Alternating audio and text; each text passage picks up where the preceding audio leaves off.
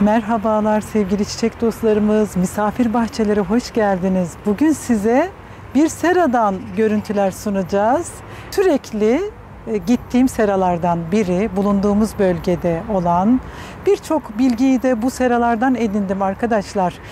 Bir çalışan bir eleman var. Onu da ilerleyen zamanlarda göstereceğiz inşallah.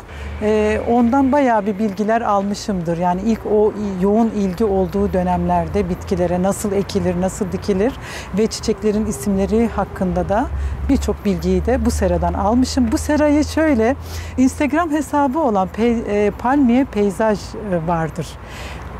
Hatta orada paylaşım yapan, sürekli elinde kahve ile çiçekleri gezdiren bir kızımız var. Onun serası burası. Şimdi benim objektifimden onun çiçeklerini görüntülemeye çalışacağım sizlere. Çok güzel tasarımları var. Birlikte gezelim fazla vakit kaybetmeden.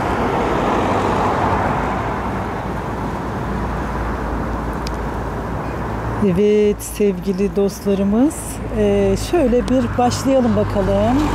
Evet, Polygala süt otu bitkisinin fidesi.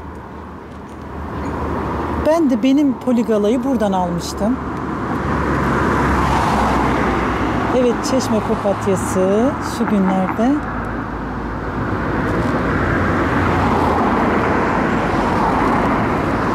Evet, sonbaharın şu hazan günlerinde yine renklerimiz mevcut. Güller.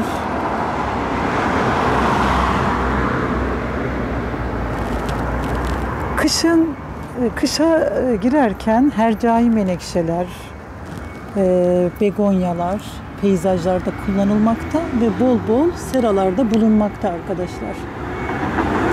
Evet, bu gördüğünüz güzellik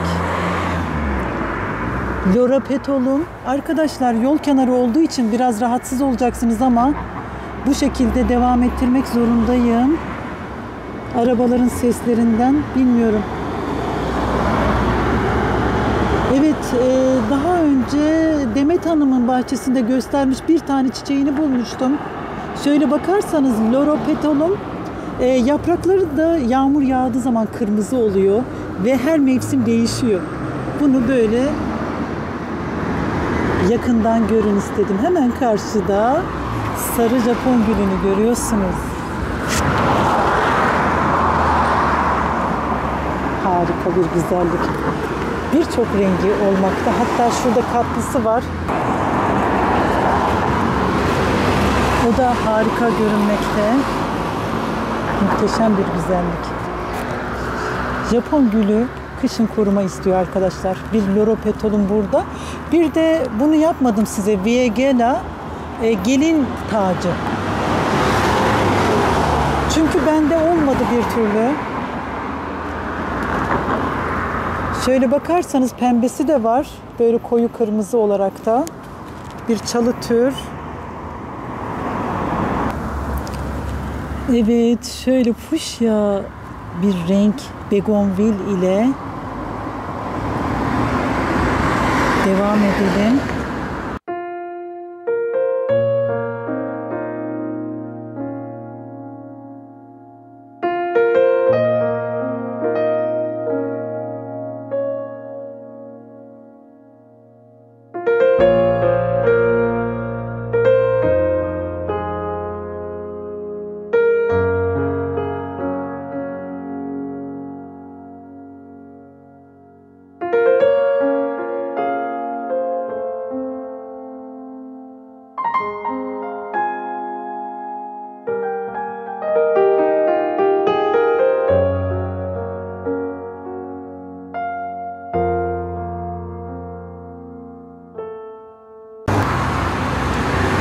Evet, Felisyalar mavi mavi. Baharda daha bir coşkuyla açmaktaydılar ama şu anda yine güzelliğini sergilemiş durumda.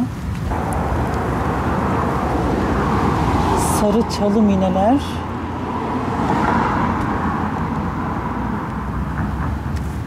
Evet, sukulent tespih sedum da görünürde. Hemen yukarıda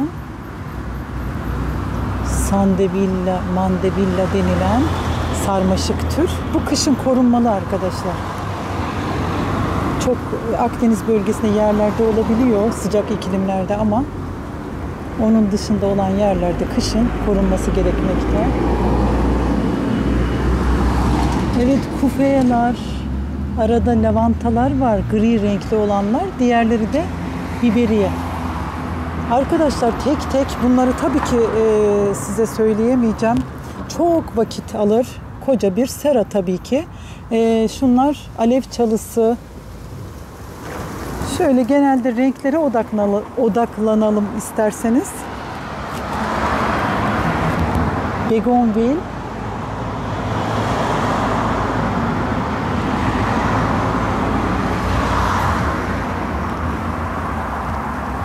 Ve cennet bambusu, meyveleri kızarmış. Daha da kızıl olmakta. Güneş ışığı vurduğu zaman harika görünüyor. Çok hoş bir peyzaj bitkisi. Şöyle hercai menekşelerin rengi harika.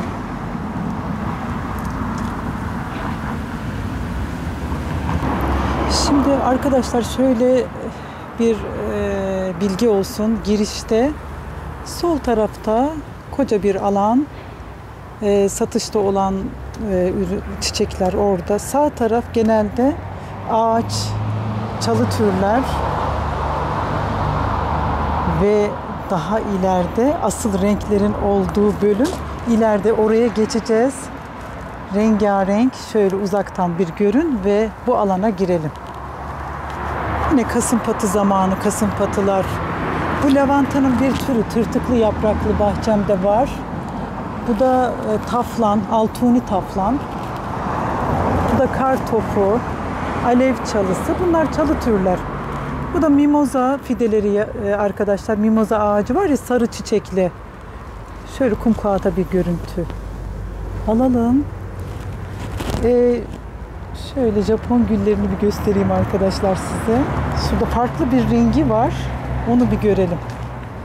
Kırmızıyı genelde biliyoruz yaygın ama şöyle hafif hareli sarı ile kırmızı karışık, onu bir şöyle görelim.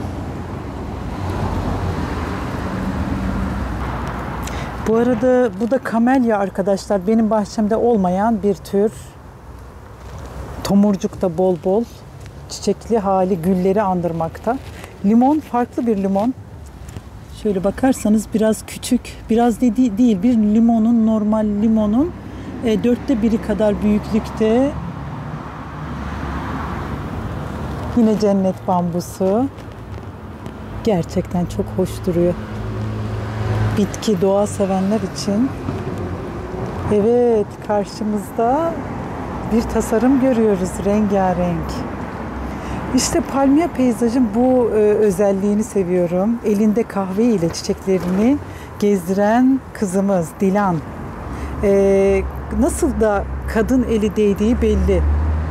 Bu tür renkli tasarımları ancak öyle, tabi darılmasın bize erkek olanlar, tabi böyle ince ruhlu erkekler de var. O konuda sakın darılmayın. Ama şöyle baktığınız zaman bu tür tasarımları olmakta çok hoşuma gidiyor. Ara ara çekip Instagram'da da paylaştığım olmakta arkadaşlar. Evet, tespih sedum. Sedumlar, sukulentler çiçek açar. Şu anda yeni başlamış. Kasımpatıları ile aralara serpiştirmiş.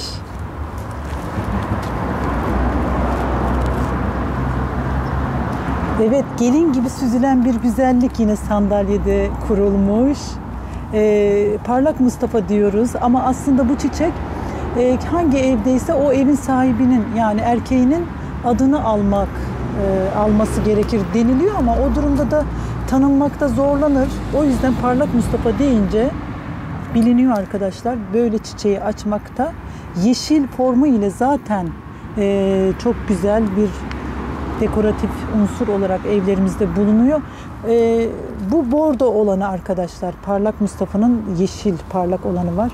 Ama burada şu bahçe heykelleri mi diyeyim, ona konumlanan begonyayı görüyorsunuz. Nar çiçeği renginde. Hemen arkasında şu minik lastikler renklendirilmiş ve üstüne sıklamen koyulmuş. Şimdiki mevsimimizin en revaçta olan çiçeklerinden biri sıklamen. Zaten göreceğiz arkadaşlar, şimdi asıl çiçeklerin olduğu seraya gittiğimizde, renkli çiçeklerin olduğu sera, orada göreceksiniz. Şu anda Ekim ayının sonlarına doğru yaklaşmaktayız. Hangi çiçekler bulunmakta? Onlar bu kışa hitap eden çiçekler tabii ki. Şöyle bakarsanız sıklamenler. Bu rengini çok seviyorum. Almıştım, gitti zamanla.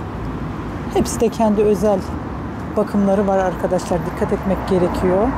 Şimdi yavaşça seraya doğru gidelim. Ama bir zinya gördüm şurada. Pembe. Evet, zinyalar yazın en renkli güzelliklerinden biri. Kışa giden çiçekler. Evet, yıldız. Devam edelim. Evet arkadaşlar, şimdi seraya doğru gideceğiz. Asıl renkli seraya. Giderken şöyle alliumları göstereyim bir. Sosyete sarımsağı denilen çiçek, soğanlı, rizomlu. Burada farklı bir tür var, onu soracağım ben. O dediğim elemana. Evet, farklı renk çalı türler.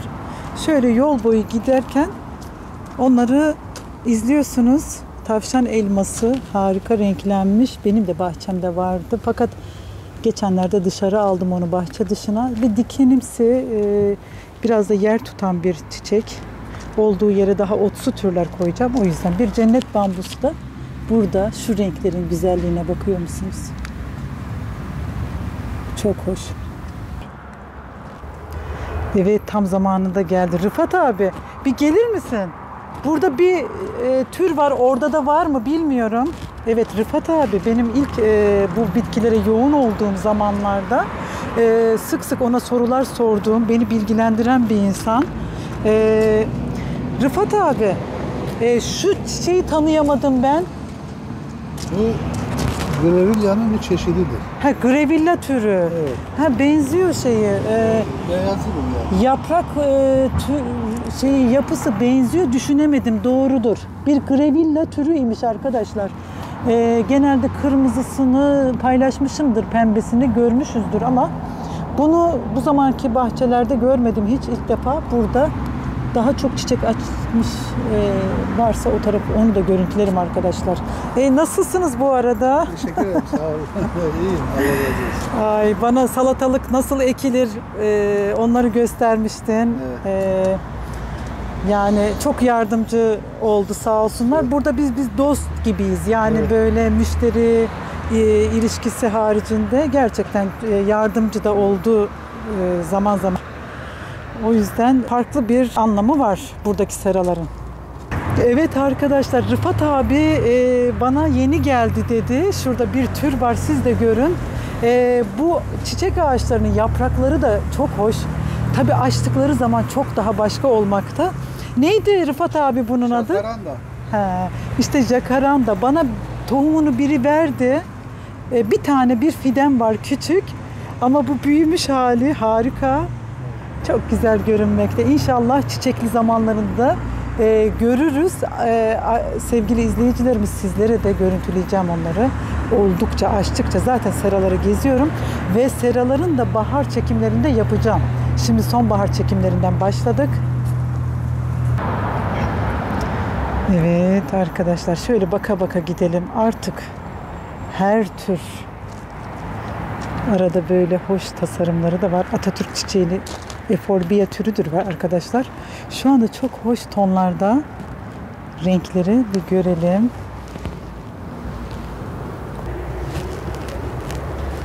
Burası da ofis. O Dilan kızımız göründün. Dilan kızımız ben görünmeyeyim dedi ama bir göründü, tesadüf oldu. Olsun. O kadar izin verir herhalde.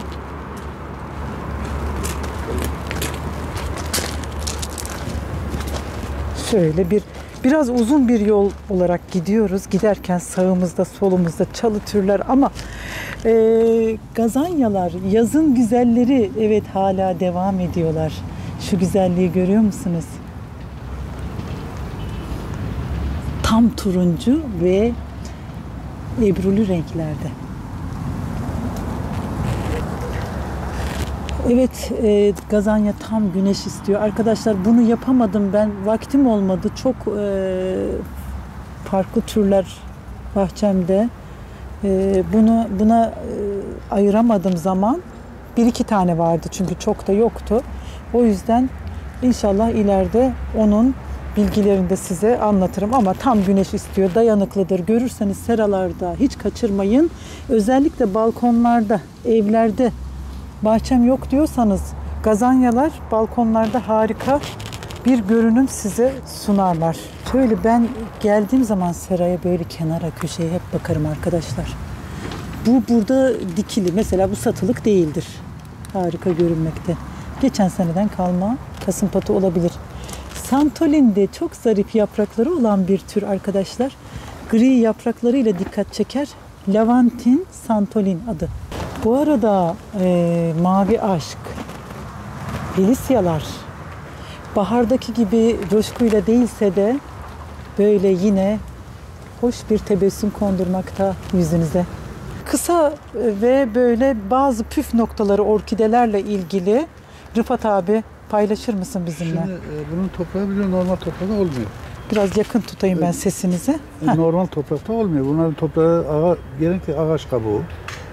Yani bazen kümür parçaları da koyuyor içine. Kömür parçası. Kömür parçaları şey için dezenfekte olmaz için. He. Şimdi sürekli nemli olması lazım. Yani fısfıstan su değil, suyun içine değil. Yani günde belki 10 sefer böyle fısfıs yaptır, yaprağıyla su tutsun. Bunlar yağmur ormanlarda ağaç üstüne yetişen bitki. He. Onların çünkü %80 nem olması lazım. Bir de aşırı çok güneş değil. Yani sadece yani 25 derecede yukarı fazla zarar geliyor 30 derece üstünde. Bir de 15'in altına düşmemesi lazım. Bakımı da sadece temiz, sade su. Saf su. Saf su. Yani içme suyu denilen İçme su. suyu yani muslukta suyu kullanmayın. İçme suyunu onu kullanın. Ya da musluktan olduğu zaman böyle dinlendiği zaman O diyorlar. olur. Olabilir.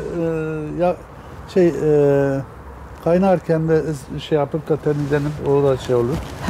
Suyu kaynatıp dinlendirip de oluyor. Bunlar hepsi bak yeni çiçek vermiş tekrar. Bu tomurcuk vermişler. Tomurcuk bu da bak 2 tane geliyor burada. Şimdi Burada çok hoş. 2 tane. Bunları Rıfat abim yetiştiriyor. Arkadaşlar Burada- en az 15 derece mi dedin? 15 dereceden aşağı Normal zarar oda görüyor. sıcaklığında. Oda sıcaklığı 25 derece 30 derece arasında. Ne çok soğuk ne Evet. çok sıcak. Kök- Yağmur bu da ormanlarında. kök kısmı veriyor. Kök kısmı. Evet, uzatıyor şöyle Şunlar da kökler. guzmanya diye bir bitki. Guzmanya. Şimdi bunlar ortada kırmızı çiçek açıyor Evet ya. evet hatırladım. Şimdi çiçeği bayağı sürüyor. Çiçeği bittikten sonra bu ana kök bitiyor. Öyle mi? Tabii, Çiçek atıyorsun. açınca kendini Atıyorsun. ana kök O gidiyor. yanındaki yavruları alıyorsun. Toprağa da sadece yosun. Evet. Yani bu Yani üretirken yosun Üretirken yosun. özellikle. hepsinde yosun olması lazım ama He. toprağa koymuşlar olmuyorlar. Toprak koymuşlar, iyi Bu da olmuş. suyu devamlı içinde su olması lazım. Temiz su. Bazen kirleniyor, ters yönelip tekrar su koyuyor. Evet guzmanya ile püf noktası arkadaşlar Şimdi, yosunda ve bunlar içinde su olması gerekiyor. Orkidenin bir yan bölümüdür. versiyonu. Evet, tabii. Onun için güzel bir bitkidir. Benim uzun alanım bu. Çok güzel. Bunlar bir de güzel. kaktüsler var orada farklı. Kaktüsleri çelik yaptım onları. Onlar üretim. yeni çelikler, büyük üretim yapmaya çalışıyoruz. Evet. Şimdi bunlar bazı marketlerde iyi toprak da değil. Sadece Öyle ince mi? kabruktur. Genellikle ithal, ben göstereyim de şeyler. Evet. Aldıklarımız benziyor bunlara ama bir yine de hani incesi böyle var, evet. orkide toprağı diye alıyoruz. Var ama marketlerde özellikle- değil ama özellikle bunu seçin. Yani bunlar şimdi ithal, bu ithaldan Japonya'dan. geliyor. İthal geliyor bu. İthal geliyor. Ama güzel Yani, bir şey. Torf, evet. içinde torf var. Evet. Tamam mı? torf Ağaç da var. kabuğu. Şimdi Evet. bunlar ağaç kabuğunu yıkattırıp da yapıyorlar. He, Yani yıkatıp. çünkü orkide biraz hassas bir bitkidir. Evet. Fazla şey istemiyor. Tamam. Kirliliği. Genellikle Dur, şeffaf kullanıyoruz. evet arkadaşlar, şeffaf saksıları kullanıyoruz normalde. Evet. Daha çok Şimdi seviyor. bir de Hem toprak saksılar da iyi geliyor. ha, toprak saksı Tabii, ama tabii. orkide için bu şeffafı özellikle niye? Toprak saksı ben kullanırken porselen değil, toprak saksı. Kırmızılar. Tamam. Topraktan yapılıyor ya. Doğru. O delikli. Daha doğal tabii, doğala Daha yakın doğal, oluyor. çünkü kökler ona yapışıyor. Doğru. Evet, bir ada çayı. Çiçek açar ama şu haliyle de gerçekten harika. Yine salon bitkili. Bunlar kana mıydı?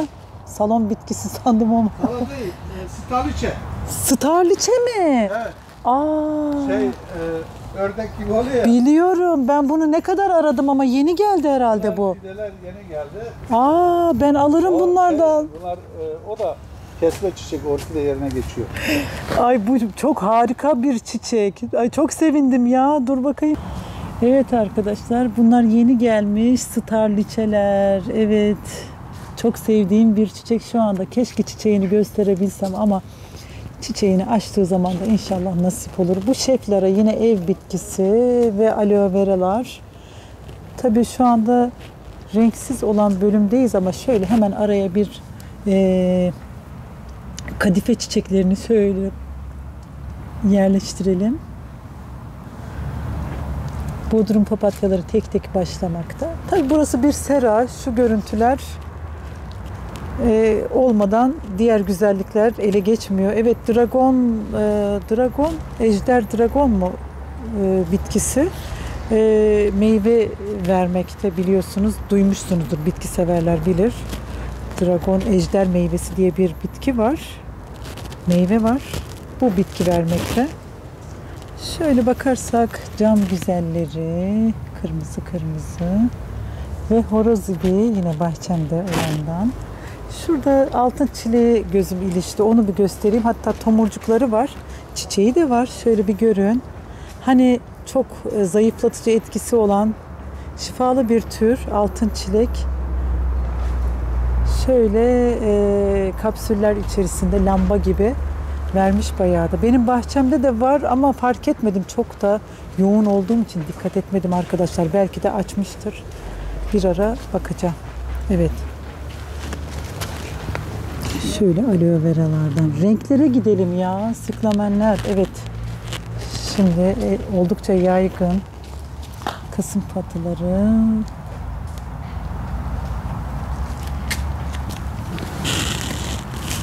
Evet. Tavşan kulağı da denilmekte. Kışın harika renklerinden biri. Şöyle bakar mısınız? Kuğu gibi bir duruşu var tomurcuğu. Çok hoş.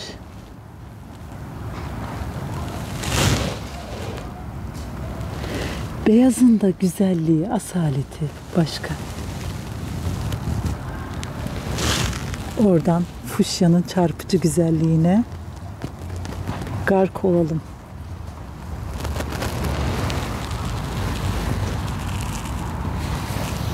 Ve kırmızı. Kırmızı da başka. Baktıkça milli duygularımız kabarıyor. Evet, kırmızı, beyaz.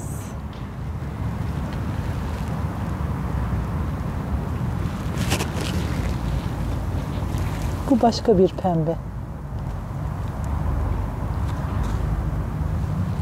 Her bir rengin farklı bir güzelliği, farklı bir anlamı olmakta.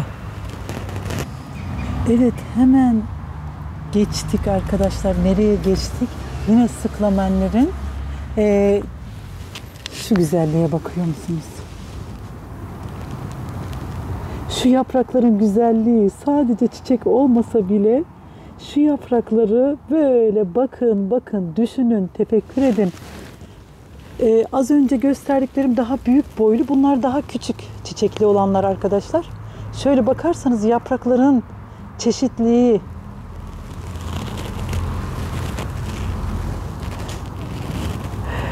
Benim çok hoşuma gidiyor arkadaşlar. Sıkılmıyorsunuzdur umarım.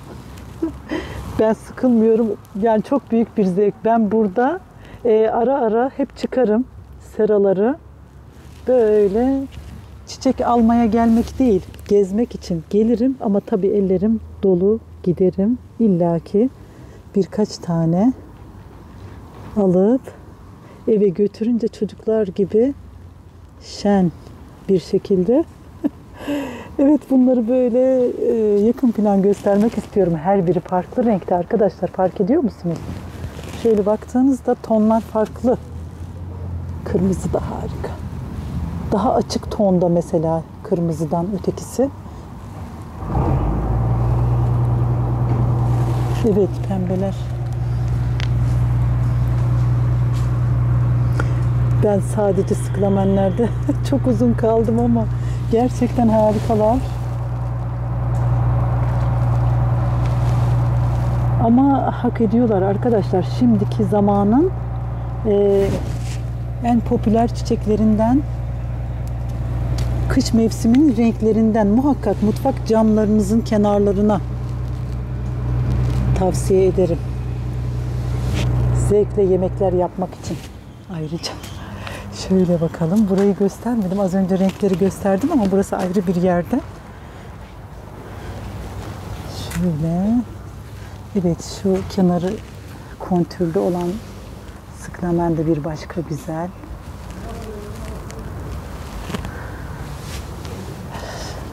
Evet, tek tek göstermeden edemiyorum. İlla görmek istiyorum arkadaşlar. Göstermek istiyorum. Şöyle her biri farklı.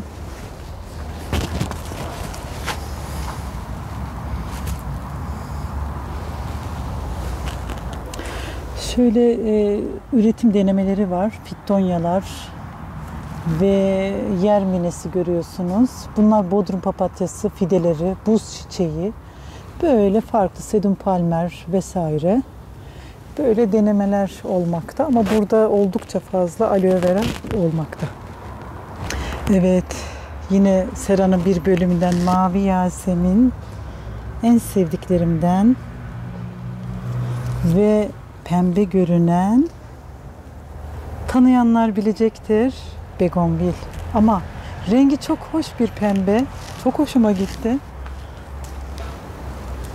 Şöyle gözler temaşa etsin.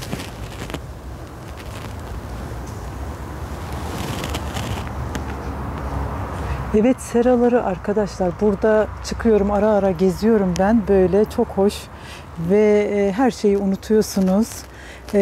Sizlere de tavsiyem, yani gezmelere, bir yerlere gidiyorsunuz, giderseniz seraları gidin, inanın dinlenip gelirsiniz, ruhunuz dinlenir. Bunlar cam güzeli denilen gine çiçeği de denilmekte.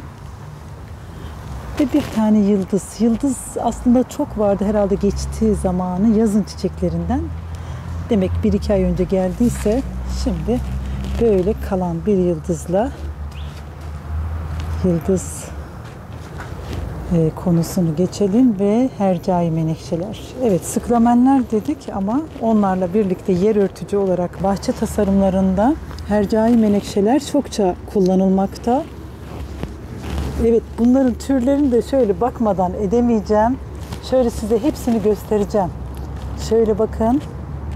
Ne kadar güzel renkler, desenler. Arada farklı türler de var. Mesela o sarılıydı. Bunlar mavi. İçinde az sarı var. İri çiçeklisi var.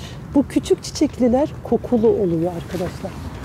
Yine kızıl renklerde olanlar. Şu renklerin güzelliğine. Muhteşem. Yine aynısı. Tamamen sarı, mavi. Şöyle gidelim ama şunlar da çok göz alıcı. Balkonlarda da olur. Dış mekan. Kışa dayanıklı arkadaşlar. Balkonlarda, saksılarda renklendirmek için kullanılan çiçeklerden biri bunlar. Çok sevimliler ama. Bir de biraz sarkıcı olarak, sarkıcı türleri de var sanıyorum. Böyle saksılarda satılıyor arkadaşlar. Şöyle bakarsanız şu rengi Bütün renkler çok güzel. Çiçekte bütün renkler gerçekten seviliyor. Ama bu renk favorim oldu. Çok hoş. Ay bu da canlı. Ya hepsini göstermek istiyorum. Şöyle bakın, bu aynı galiba ama şöyle görün. Evet, Palmiye Peyzaj Bayramoğlu'nda aynı cadde üzerinde birkaç seradan başlangıçta olan sera. Başlangıçta bir tane daha var ama bu caddenin başında. İnanın bu cadde üzerine geldiğiniz zaman birkaç sera var. Sırayla ben olsam gelip sırayla hepsini gezerim. İnanın çok büyük mutluluk dolacaksınız. Burada bir tasarım yapmış Dilan kızımız. Evet, sıklamenleri şöyle konumlandırmış. Evet, aslan ağzı kışın yine renklerinden, bunlar da kışın da açmaktalar. Dayanıklı bir türdür. Evet, bu gördüğünüz de farklı bir aslan ağzı türü arkadaşlar. Daha önce Instagram'da göstermiştim. Farklı türleri var. Çok seviyorum bunu da. Şöyle farklı bir yapıda, beyazı, moru, şöyle lila renkli ve beyaz. Şu papatya beni göster diyor. Oradan bakıyor, tatlı tatlı pastel tonlarda. Görmeden olur mu? Evet. Sarkan türler. Poligala karşıda.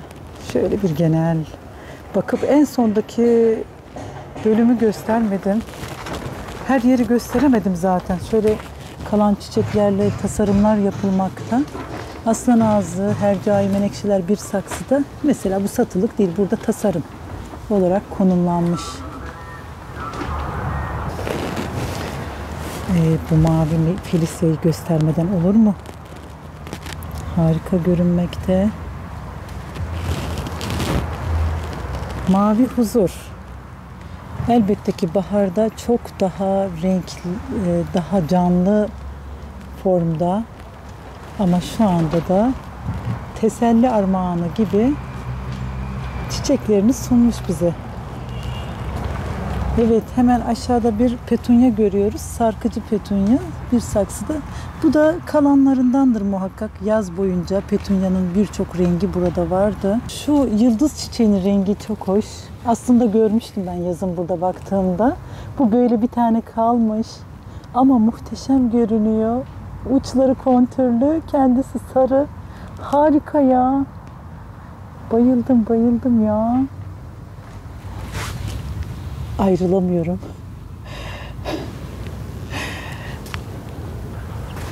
Beyaz begonvil.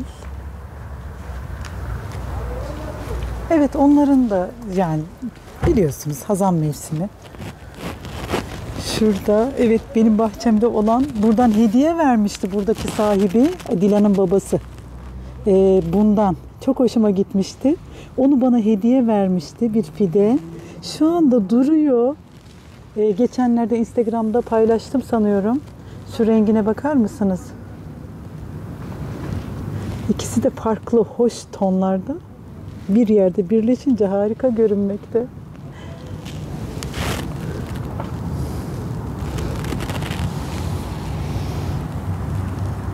Yine yerminesi şöyle daha farklı renkte, daha tek renk hakim olarak böyle bakalım.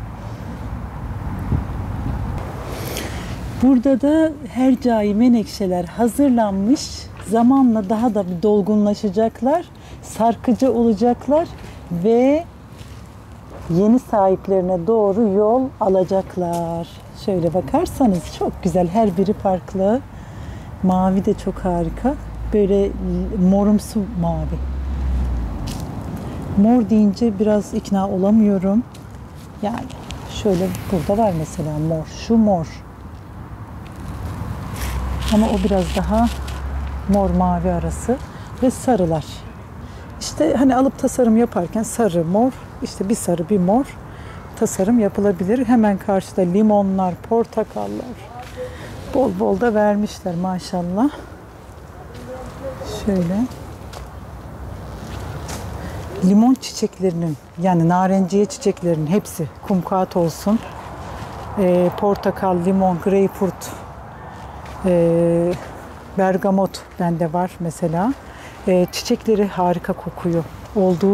Açtığı zaman olduğu yerde gerçekten hoş bir koku yaymakta.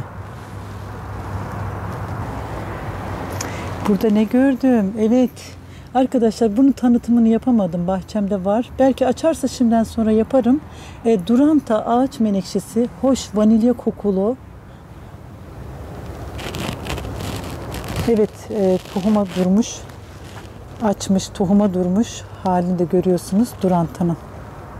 Bu da biraz korunması gereken bir tür. Çok güzeldir ama biraz hassastır kışa. Ona dikkat etmek gerekiyor. Ağacımsı çalı tür. Evet. Şöyle arkadan genel bir şey alalım.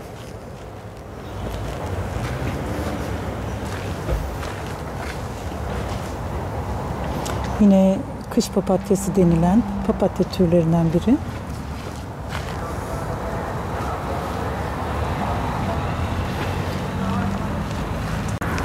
Evet sevgili dostlar, ne görüyorsunuz? Starliçe palmiye peyzajın hediyesi bana, çok teşekkür ediyorum. Ben gittiğim yerlere hediye getirdim. Ben boş geldim.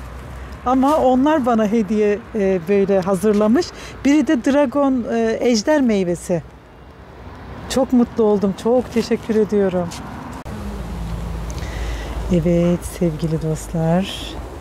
Renkleri gördükten sonra şöyle yeşil çim döşeli ve ağaç sandalyeler, ağaç tasarımlı özel bir mekanı var Dilan kızımızın. Kahve içmeden bırakmam dedi. Kahve de ikram etti. İnşallah içmeden şöyle bir görüntüleyeyim dedim. Kahve içen kızımız Instagram sayfasında, Palmiye Peyzaj sayfasında kahvesiyle bize güzel renklerini gösteriyordu. Yanına da sağlıklı bir aperatif, hurma. Evet. Burada ahşap sandalye tasarımı ve ahşap sehpa ve ağacın o muhteşem şefkat dolu bir duruş diyorum ben buna. Evet. Evet sevgili çiçek dostlarımız, bir misafir bahçelerin daha sonuna geldik. Palmiye Peyzaj'dan çok güzel görüntüler sunduk. Beğenmişsinizdir umarım. Evet, Dilan kızımız burada yine her zamanki gibi Instagram'da şöyle elinde kahvesiyle size güzellikleri gösteriyordu. Evet, kahveli kızımız ile birlikte bu videoyu da sonlandıracağız. Kahve ikram etti. Çok teşekkür ediyorum kendisine. Sonraki misafir bahçelerde daha başka güzelliklerle, başka mekanlarda buluşmak dileğiyle herkese sağlıklı, huzurlu günler diliyoruz. Hoşça kalın.